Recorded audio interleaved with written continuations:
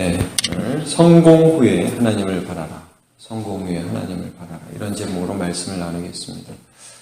기드온은 참 연약한 사람이었습니다. 겁쟁이였고 미디안 사람들 두려워하는 한 여세 아들에 불과했지만 하나님이 그 기드온을 불러서 미디안이라는 거대한 군대를 이기게 하셨습니다. 총 12만 5천 명이었는데 하나님이 기드온과 300명의 군대를 가지고 이들을 격파하게 됩니다. 어떻게 보면 이제 기드온에 관한 말씀은 오늘 이제 우리가 8장에서 읽었지만 7장에서 끝났으면 참 좋을 뻔했습니다. 그러나 사사기는 이 인간이 얼마나 부패한가, 그리고 그 부패한 인간들을 향하여 하나님이 그들을 어떻게 버리지 않고 사랑하셔서 그 역사를 이어가는가, 그러니까 우리의 존재가 어떤 존재인지를 그냥 좀 낱낱이 좀 처절하게 보기 싫지만 이런 이스라엘과 사사들의 연약함 속에서 우리의 모습을 이제 발견하고 또 하나님을 더 의지하는 대로 나아가기 위해서 쓰여졌습니다. 그래서 7장까지는 기드온이 참 그래도 그 두려움을 극복하고 하나님을 의지하는 멋진 모습이 나오는 것 같은데 8장에 들어서면서 굉장히 치졸한 모습이 나옵니다. 오늘 이제 그 절정이 드러나죠. 세 가지가 나옵니다. 세 가지가. 첫 번째는 뭐냐면 숫곳 사람과 브누엘 사람들에 대한 기드온의 그 반응이 하나가 나오고요. 또 하나는 세바와 살문나라는 미디안의 왕을 죽이는 장면. 또 하나는 이 모든 일들을 다 한 다음에 이제 기드온이 이제 이스라엘 백성들과 또 세바와 살문나에게서 이제 금은을 요구하는 그런 장면에서 볼 수 있습니다. 이게 뭐냐면요, 기드온이 성공을 경험하잖아요. 여러분, 기드온이 놀라운 성공을 하고 놀라운 승리를 하거든요. 그러면 이제 우리는 그 과정을 봤으니까 무엇을 기대합니까? 여러분, 한번 좀 새벽기도 참석하신 분들은 이 기드온에 대한 말씀을 쭉 읽었으니까 어떤 과정을 거쳐서 기드온이 승리했는지를 알지 않습니까? 못 믿잖아요. 그러니까 하는 큰 용사 사자를 불러가지고 별의별 기적을 3번에 걸쳐서 기적을 보여주시거든요. 제사를 받아주시고 뭐 양털이 마르고 뭐 양털만 젖고 뭐 이런 기적을 보여주셔서 하나님을 믿게 해주세요. 그 다음에 군사를 계속 줄여요. 3만 2천 명이죠. 이렇게 모였다가 점점 해서 나중에 300명으로 줄이잖아요. 이 과정을 통해서 하나님 무엇을 말씀해요? 야, 너네가 이겼다고 할까봐, 너네가 교만할까봐 내가 적은 수로 이기게 한다 하면서 300명으로 이기잖아요. 그러면 여러분 승리했어요. 그 다음 뭐 해야 되겠어요? 당연히 감사했죠. 찬양했죠. 그래서 여러분 홍해를 건넌 다음에 모세와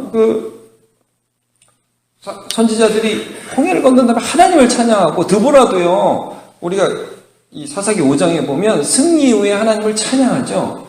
기드온이 이 300명을 가지고 이 진멸하는 과정에서 점점 부패하는 과정이 나옵니다.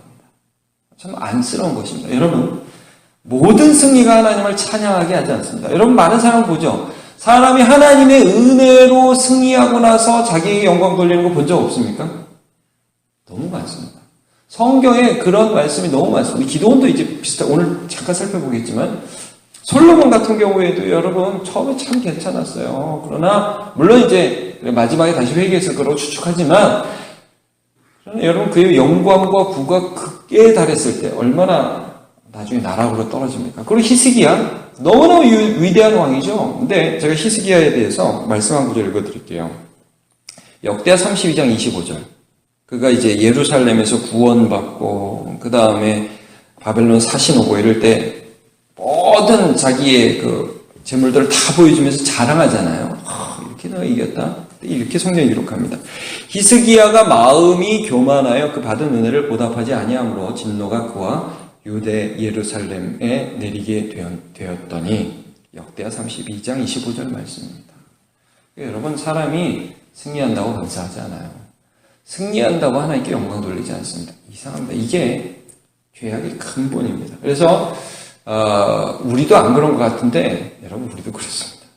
뭐가 잘 되면요, 이제는 막 기도하다 끝나고 나면 내가 한 것 같고, 그래서 여러분 뭐 세상 말도 이런 말 있죠. 화장실 갈 때 마음하고 나올 때 마음하고 다르다고. 꼭 이런 겁니다.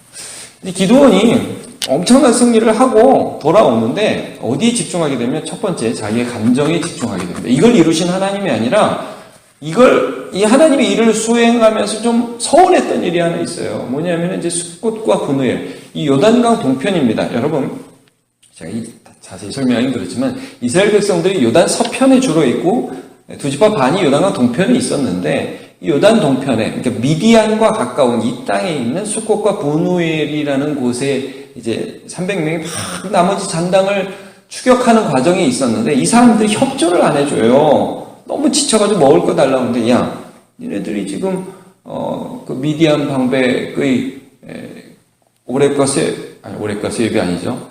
누굽니까? 오늘 왕 이름이. 세바와 살문나에. 세바와 살문나에 목이 있다는 거냐? 내가 지금 잡으러 간다. 아이고, 너네 먹을 거 못 주겠다. 왜냐? 여러분, 이게 물론, 나라를 갈리는 것에 대한 모습이기도 하지만, 이 사람들이 더 두려운 거예요. 왜냐하면 지역적으로 훨씬 가깝거든요. 못 주겠다. 그래? 그러면 내가 알겠다. 그러고 가고 좀 서운하지만 연약하구나. 그럼 얼마나 좋아요. 근데 이제 이스라엘을 구원해야 하는 사사가 나중에 이거 딱 세바와 살마다 잡고 와가지고, 야, 내가 잡아왔어, 진짜. 너네 옛날에 뭐 벌써 잡았느냐고 나를 조롱했지. 그리고서 그 성읍의 방백들을 기필코 와서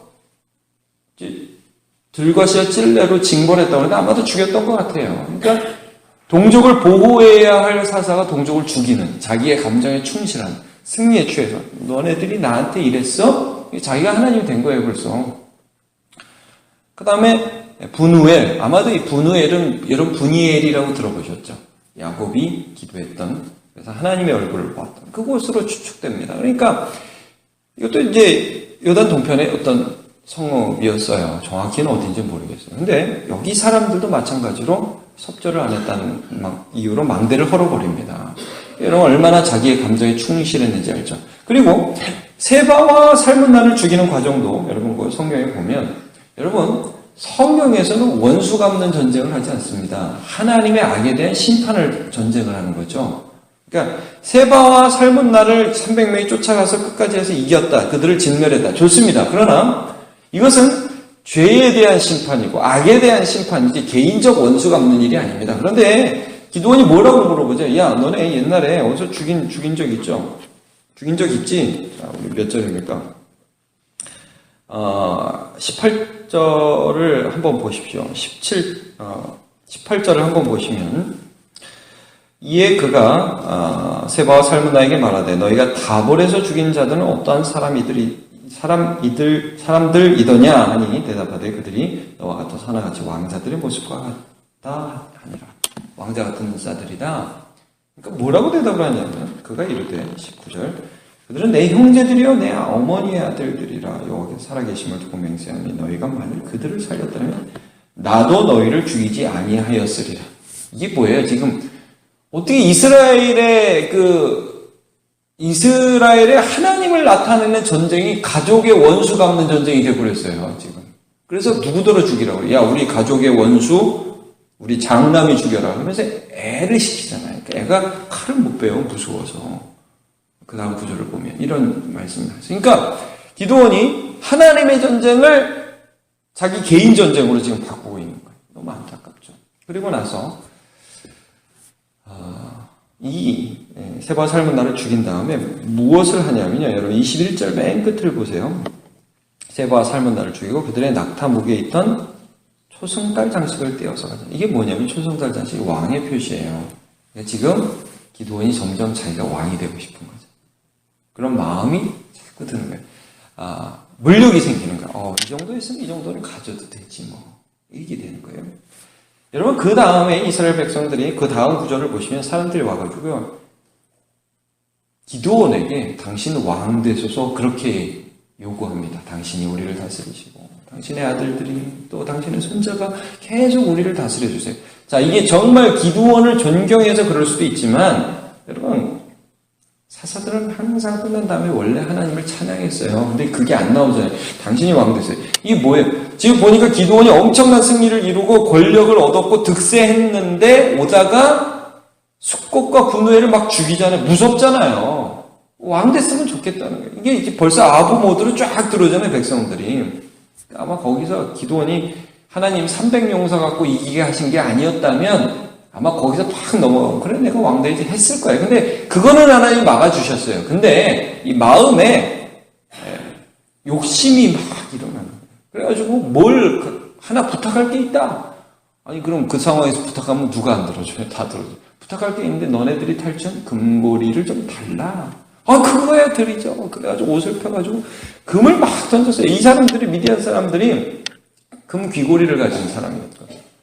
던지니까 1700세겔 엄청난 옷이 나오고, 그것으로 이 기드온이 무슨 짓을 했냐 하면 에봇을 만들었다. 원래 에봇은 제사장의 겉옷이잖아요. 근데 이제 이 겉옷 앞에 흉판이 있고, 그 다음에 거기서 판결 흉패가 있어서 여기로 갈까요? 저기로 갈까요? 기도하면서 하나님의 뜻을 묻는 것인데, 자기가 에봇을 만들어버려요. 이거 함부로 만들면 안 되는 거지, 제사장의 옷을. 그리고 그것을 자기 가족에다가 딱 갖다 놓으니까 사람들이 에봇을 선배했대요. 그 다음 보시면. 그건 무슨 말씀이냐면요. 야, 그 기도를 해도 그 에봇 앞에서 기도하면 영험하더라. 이렇게 되는 거예요. 요즘식으로 하면 여러분 이런 거 있죠, 조심. 야, 그 권사님이랑 같이 기도하면 영험하더라. 그 장로님이랑 하면 못하더라. 이게 하나님의 영광을 이렇게 막 가로채는 그런 현상들이 있잖아요. 이 기도원이 그런 짓을 했다는 게 말년에. 그러니까 여러분, 성공이라는 것을 통해서 궁극적으로 이 사람에게 하나님이 주시고자 한 것과 이스라엘 백성에게 하나님이 가르치시고자 한 것은 무엇이었냐면 하나님이었어요. 하나님 버리면 죽는다는 거예요.